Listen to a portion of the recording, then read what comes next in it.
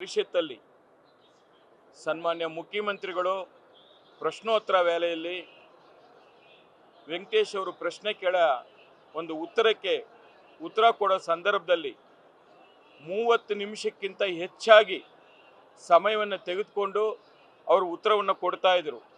ನಾವು ಅದನ್ನು ಕೂಡ ಬಹಳ ಸೌಜನ್ಯತೆಯಿಂದ ಸೌಮ್ಯತೆಯಿಂದ ಆ ಭಾಷಣವನ್ನು ಅವ್ರು ಏನು ಉತ್ತರ ಹೇಳ್ತಾರೆ ಅದನ್ನು ಕೇಳಿಸ್ಕೊತಾ ಇದ್ವಿ. ಅವರು ಪದೇ ಪದೇ ಉತ್ತರ ಕೊಡೋ ಸಂದರ್ಭದಲ್ಲಿ ಕೇಂದ್ರ ಸರ್ಕಾರವನ್ನು ದೂರ್ತಾನೆ ಬಂದರು. ಆ ದೂರ್ತಾ ಬರತಕ್ಕಂಥ ಸಂದರ್ಭದಲ್ಲಿ ನಾವು ಕೇಳಿಸ್ಕೊಂಡಾ ಇದ್ವಿ. ಆ ಸಂದರ್ಭದಲ್ಲಿ ರುದ್ರೇಗೌಡರು ಏನೋ ಕೇಳಬೇಕು ಅಂತೇಳಿ ಹಂಗೆ ಬೆರಳು ತೋರಿಸಿದ್ರು. ಅದಕ್ಕೆ ಅವರು ಅಷ್ಟಕ್ಕೆ ನೀವು ವಿಪಕ್ಷ ಸದಸ್ಯರೆಲ್ಲ ಕೂಡ ಏನು ಗೂಂಡಾಗಳ ಥೂ ಛೀ ಅಂಥೇಳಿ 2 ಕೈನ ಹಿಂಗೆ ತೋರಿಸ್ಕೊಂಡು ಮಜಲ್ ತೋರಿಸ್ಕೊಂಡು ನಮ್ಮನ್ನೆಲ್ಲ ಬೆದರಿಸುವಂಥ ಒಂದು ಕೆಲಸಕ್ಕೆ ಕೈ ಹಾಕಿದ್ರು. ಆ ಒಂದು ವಿಚಾರಕ್ಕೆ ನಾವೆಲ್ಲ ಕೂಡ ಎದ್ದು ನಿಂತು ನಮ್ಮ ಧ್ವನಿಯನ್ನು ಕೇಳಿದಾಗ ನಮಗೆ ಸಭಾಪತಿಗಳು ಕೂಡ ಅದಕ್ಕೆ ಸರಿಯಾದ ರೀತಿಯಲ್ಲಿ ಸಹಕಾರ ಸಿಕ್ಕಿರಲಿಲ್ಲ. ಮತ್ತೆ ಅವರು ಒಂದು 10 ನಿಮಿಷ ಅಂತ ಮುಂದೂಡಿದ್ರು. ಆ ಬೆಲ್ಲನ್ನು ಕೂಡ 40 ನಿಮಿಷಗಳ ಕಾಲ ಸತತವಾಗಿ ಆ ಬೆಲ್ಲು ಹೊಡಿತಾನೆ ಇತ್ತು. ಅವತ್ತು ಮತ್ತೊಮ್ಮೆ ಅದನ್ನು ಸಭಾ ನಡೀಲಿಕ್ಕೆ ಅವಕಾಶ ಸಿಕ್ಕಿಲ್ಲ. ಮತ್ತೆ ಬಂದಾಗ ನಾವು ಸಭಾಪತಿಗಳನ್ನು ಪ್ರಾರ್ಥನೆ ಮಾಡಿದ್ವಿ. ಆ ಒಂದು ಅನ್ಪಾರ್ಲಿಮೆಂಟ್ ವರ್ಡನ್ನು ನಾವು ಕಡತದಿಂದ ತೆಗಿತಾ ಇದ್ದೀವಿ, ಆಯಿತು ಮುಂದಕ್ಕೆ ಹೋಗೋಣ ಅಂತ ಕೇಳ್ಕೊಂಡ್ರು. ಅವರು ತೆಗೆದಿರತಕ್ಕಂಥದ್ದು ಒಂದು ಕಡೆ ಅವರ ಒಂದು ಅಧಿಕಾರಾವಧಿಯಲ್ಲಿ ಅದು ಮಾಡೋಕ್ಕೆ ಅವಕಾಶ ಇದೆ. ಅದಾದ ನಂತರ ಮುಖ್ಯಮಂತ್ರಿಗಳು ಅಲ್ಲೇ ಸದನದಲ್ಲಿದ್ದರು. ಅವರಲ್ಲಿ ನಾವು ಪ್ರಾರ್ಥನೆ ಮಾಡಿದ್ವಿ, ನೋಡಿ ಇವತ್ತು ನೀವು ಈ ಥರ ಒಂದು ಅನ್ಪಾರ್ಲಿಮೆಂಟ್ ಪದಬಳಕೆ ಮಾಡಿದ್ದೀರಾ.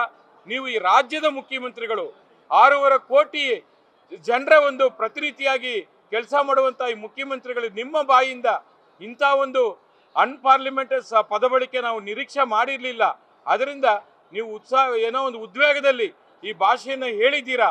ಇದನ್ನು ನೀವು ವಾಪಸ್ ತಗೊಂಡು ಒಂದು ವಿಷಾದವನ್ನು ವ್ಯಕ್ತಪಡಿಸಿ ಅಂತೇಳಿ ನಾವು ನಮ್ಮ ವಿರೋಧ ಪಕ್ಷ ನಾಯಕರಾದಂಥ ಪೂಜಾರರು ಮತ್ತು ರವಿ ಅವರು, ನಮ್ಮ ನಾರಾಯಣ ಸ್ವಾಮಿ ಎಲ್ಲರೂ ಕೂಡ ಕೇಳ್ಕೊಂಡಿವಿ. ಆದರೂ ಕೂಡ ಅರ್ಧ ಗಂಟೆಯಿಂದ ಬರೀ ಚರ್ಚೆ ಮಾಡ್ತಾರಕ್ಕೋಸ್ಕರ ಅವರು ವಿಷಾದವನ್ನು ವ್ಯಕ್ತಪಡಿಸಿಲ್ಲ.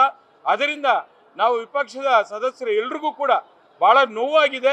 ಈ ಒಂದು ಚಿಂತಕರ ಚಾವಡಿಯಲ್ಲಿ ಮುಖ್ಯಮಂತ್ರಿಗಳು ಬಂದು ಇಂಥ ಒಂದು ಹೇಳಿಕೆ ಕೊಟ್ಟಿರತಕ್ಕಂಥದ್ದು ಈ ರಾಜ್ಯದ ಜನ ನೋಡ್ತಾ ಇದ್ದಾರೆ. ಅದಕ್ಕೆ ತಕ್ಕ ಉತ್ತರವನ್ನು ಯಾವ ಸಮಯದಲ್ಲಿ ಹ್ಯಾಕೆ ಕೊಡಬೇಕು ಕೊಡ್ತಾರೆ. ಅದರಿಂದ ನಾವು ಇವತ್ತು ಈ ಒಂದು ನಮ್ಮ ಒಂದು ಕಲಾಪಕ್ಕೆ ನಾವು ಬಾಯ್ಕಾಟ್ ಮಾಡಿ ಅವರ ವರ್ತನೆಯನ್ನು ಖಂಡಿಸಿ ನಾವು ಇವತ್ತು ವಾಕೌಟ್ ಮಾಡಿದ್ದೀವಿ.